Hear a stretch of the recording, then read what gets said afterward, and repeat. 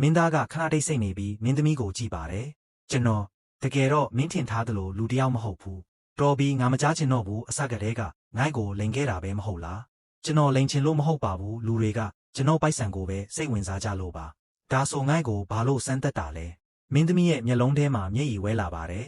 ငါကမင်းကိုအယူလို့ထင်ပြီးတနာခဲ့တာမင်းမှာဘယ်သူမှမရှိဘူးလို့ထင်လို့ငါအိမ်မှာနေခွင့်ပေးခဲ့တာမင်းနေမကောင်းတော့ကလည်းငါစောင့်ရှောက်ပေးခဲ့တယ်အဲ့ဒါတွေကိုမင်းကစမ်းသက်မှုတစ်ခုလို့သဘောထားခဲ့တာလားမင်းသားကခေါင်းငုံပြီးတောင်းပန်ပါတယ်မတောင်းပန်နဲ့ငါမူသားပြောတဲ့လူတွေကိုမုန်းတယ်မင်းချမ်းသာတာမချမ်းသာတာငါအတွက်အရေးမကြီးဘူးဒါပေမဲ့ယုံကြည်ထားတဲ့လူကငါ့ကိုလိန်တာကိုတော့မခံနိုင်ဘူးကျွန်တော်ကိုအခွင့်အရေးတစ်ခါလောက်ပေးပါမလိုဘူးအခုထွက်သွားပါမင်းသားကဘာမှမပြောတော့ပဲအိမ်ထဲကနေထွက်သွားပါတယ်ဒါပေမဲ့မင်းသားကမင်းသမီးကိုပြန်ရဖို့အတင်းကျပ်မကြိုးစားခဲ့ပါဘူးသူမရဲ့ယုံကြည်မှုကိုပြန်ရဖို့လောက်ရက်တွေနဲ့ပဲတက်တည်ပြဖို့ဆုံးဖြတ်ခဲ့ပါတယ်ဒီနေ့မှာမင်းသမီးရဲ့လုပ်ငန်းမှာအခက်အခဲကြီးတစ်ခုဖြစ်လာပါတယ်ငွေကြေးအခက်အခဲကြောင့်လုပ်ငန်းပိတ်ရမယ့်အခြေအနေရောက်လာပါတယ်မင်းသားကတီးပေမဲ့သူ့နာမည်ကိုမသုံးဘဲတိတ်တိတ်လေးကူညီပေးလိုက်ပါတယ်မင်းသမီးကနောက်ပိုင်းမှာအဲ့ဒီအကူအညီဟာမင်းသားစီကဖြစ်ကြောင်းသိသွားပါတယ်ဘာလို့ကူညီတာလဲ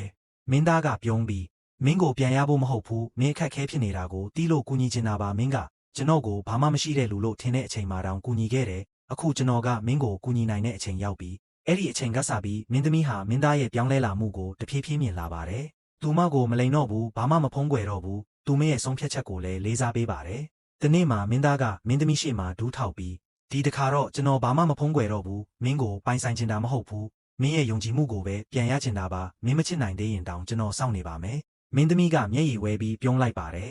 မင်းကိုခွင့်လွတ်ဖို့အချိန်ယူခဲ့ရတယ်ဒါပေမဲ့မင်းတကယ်ပြောင်းလဲလာတာကိုငါမြင်ရပြီဒါဆိုကျွန်တော်တို့ပြန်ဆနိုင်ပြီလားမင်းသမီးကခေါင်းညိတ်ပြီးဒီတခါတော့လိန်ညာမှုမရှိပဲဆက်ကြမယ်အဲ့ဒီနေ့ကစပြီးသူတို့နှစ်ယောက်ဟာအတူတူဘဝကိုစတင်ခဲ့ကြပါတယ်မင်းသားကအလွန်ချမ်းသာတဲ့သူတစ်ယောက်ဖြစ်ပေမဲ့မင်းသမီးအတွက်သူ့ပိုက်ဆံတွေကအရေးမကြီးပါဘူးသူတန်ဖိုးထားတာကသူ့ရဲ့ရိုးသားမှုနဲ့ပြောင်းလဲလာတဲ့စိတ်ပါတစ်ချိန်ကအယူတယောက်လို့ထင်ခဲ့ရတဲ့လူငယ်ဟာနောက်ဆုံးမှာသူ့ဘဝရဲ့အရေးအကြီးဆုံးလူဖြစ်လာခဲ့ပါတယ်